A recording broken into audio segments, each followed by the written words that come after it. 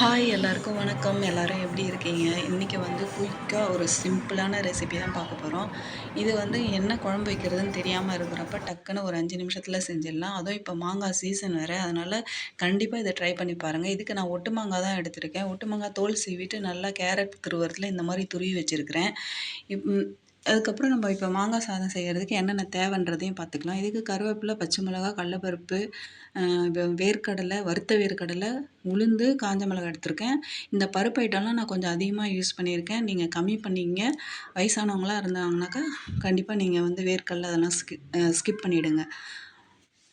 உங்களுக்கு எந்த அளவுக்கு தேவையோ அந்தளவுக்கு சேர்த்துங்க. நான் வந்து கொஞ்சம் அதிகமாக தான் சேர்த்துருக்கேன் இன்றைக்கி.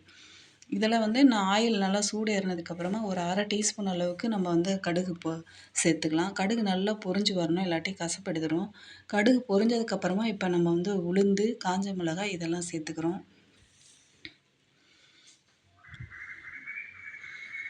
இப்போ உளுந்து கொஞ்சம் நல்லா செவந்து வரணும். அதுக்கப்புறமா நீங்கள் கடலப்பருப்பு சேர்த்துங்க.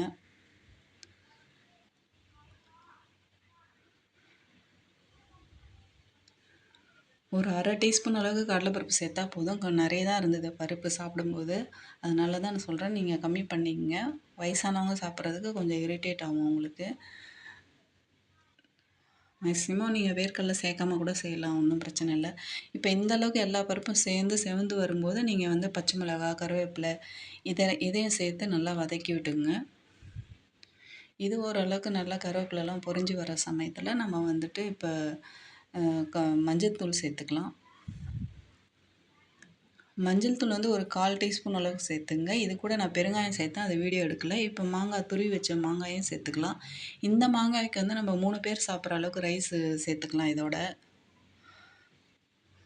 நல்லா பெரிய மாங்காயாக இருந்தது, அதனால் நான் 3 பேர் சாப்பிட்ற அளவுக்கு ரைஸ் சேர்த்தேன்.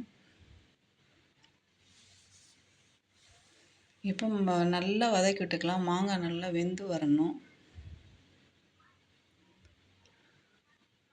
ஓரளவுக்கு நல்லா மாங்காய் வெந்துருச்சு. இப்போ வந்து நம்ம சால்ட்டை சேர்த்துக்கலாம். நான் 1 டீஸ்பூன் அளவுக்கு உப்பு சேர்த்துருக்கேன். அதாவது ஒரு 1 1/4 இருக்கும்னு நினைக்கிறேன்.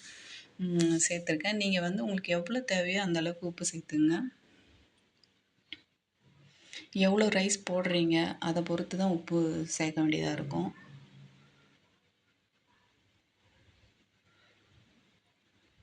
இப்போ உப்பு சேர்த்து நல்லா வதங்கும்போது பாருங்கள், நல்லா வதங்கி வந்துருச்சு. இப்போ உங்களுக்கு எவ்வளோ ரைஸ் அதில் சேர்க்கணுமோ அந்த அளவுக்கு திட்டமாக சேர்த்துங்க. இந்த மாங்காய்க்கு ஒரு 3 பேர் சாப்பிட்ற அளவுக்கு நான் ரைஸ் சேர்த்துருக்கேன். நீங்கள் எந்த அளவுக்கு சாதம் சேர்க்குறீங்களோ அந்த அளவுக்கு அந்த பருப்பு ஐட்டம்லாம் கம்மி பண்ணிக்கோங்க. மாங்காயும் பாதி போட்டால் போதும். இப்போ ஒருத்தர் சாப்பிட்ணுன்னா பாதி மாங்காய் போட்டால் போதும். இப்போ எல்லாத்தையும் சேர்த்து நல்லா எல்லாம் ஒன்று சேர அப்படியே கிளறி விடுங்க. ரைஸ் வடித்து கொஞ்சம் நேரம் ஆற வச்சுருந்தீங்கனாக்கா ரைஸ் உடையாது, குழையாது.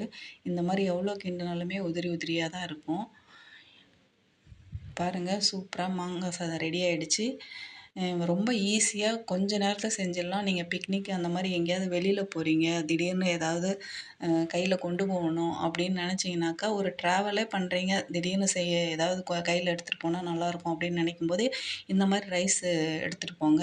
இது கண்டிப்பாக சூப்பராக இருக்கும். கண்டிப்பாக நீங்கள் ட்ரை பண்ணி பாருங்கள். இந்த வீடியோ எப்படி இருந்ததுன்னு சொல்லிவிட்டு கமெண்ட்டில் சொல்லுங்கள். லைக் பண்ணி ஷேர் பண்ணுங்கள். எங்கள் சேனலை சப்ஸ்கிரைப் பண்ணுங்கள். தேங்க்யூ.